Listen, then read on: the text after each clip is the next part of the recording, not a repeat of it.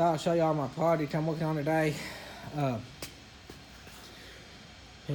What this is, we got the torch here. I got the torch here, and I'm doing a little torching.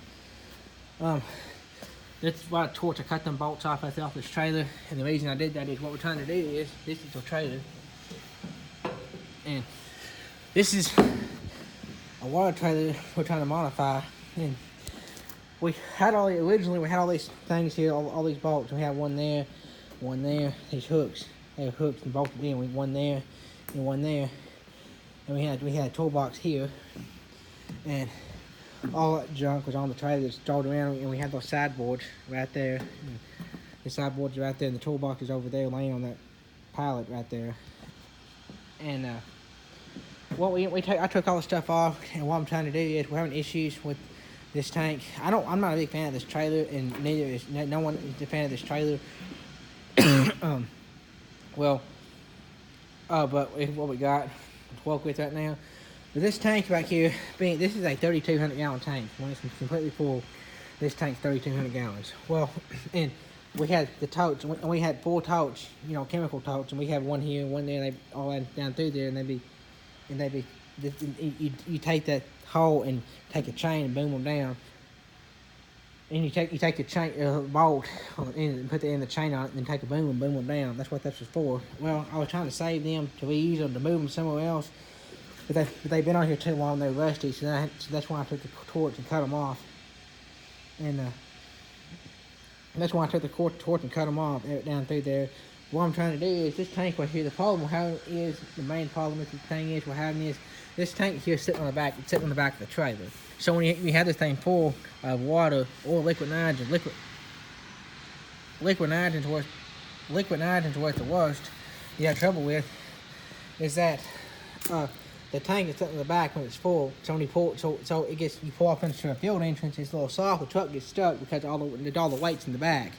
And the truck's it's a 36-foot trailer. The truck's all the way up there, and this is all the way back here. So our idea is to move this tank from back here, opposite to right here, and that's why we took the toolbox. And the toolbox was in here, and it was in the way. It wasn't really good. It wasn't really serving any purpose. It was just collecting crap. So I took the toolbox off. It was just bolted down with 3 bolts. Unbolted them, and I'm gonna slide the tank from right there down to right here, and then I'm gonna take that one of those mixing things and put it probably over here. What it is about somewhere. Well, the tank's gonna go probably about right here. So I'm gonna take the mixing tank and put it about right there, and basically just swap sides with it, and then take the motor and swap sides with it. But I'm only gonna keep one of these. And then the next other one I'm gonna do away with, and so all gotta be plumb. And then I'm going to take another tank. We're going to take another tank and put another tank probably up here somewhere. A smaller tank, probably a 2,000 gallon tank.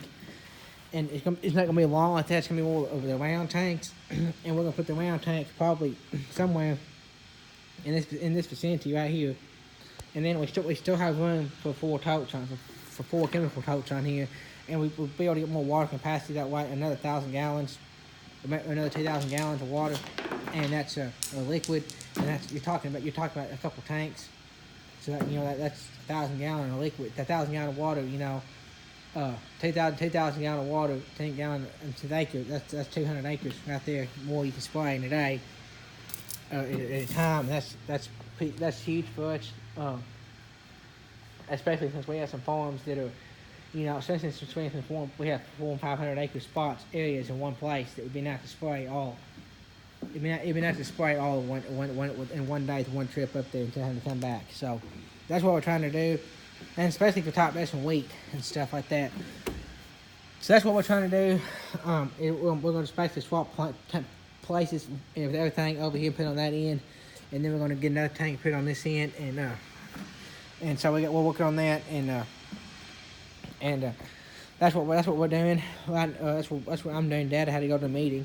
I'm doing this, and William and Mike and all them are hauling beans.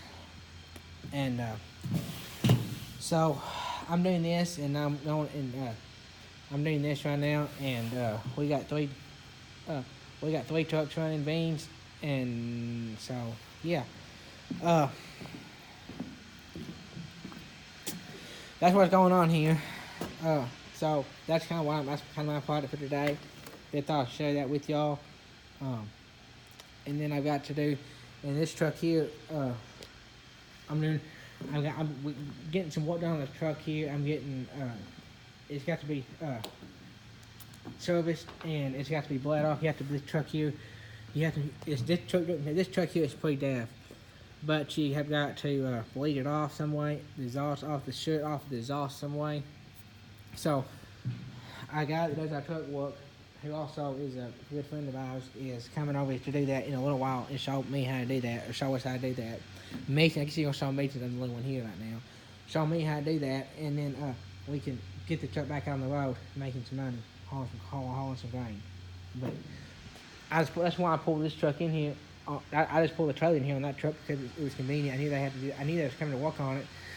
So I just pulled a trailer in here with it, kind of knew it's gonna be convenient to work on. But that's what we got. That's what's going on right now.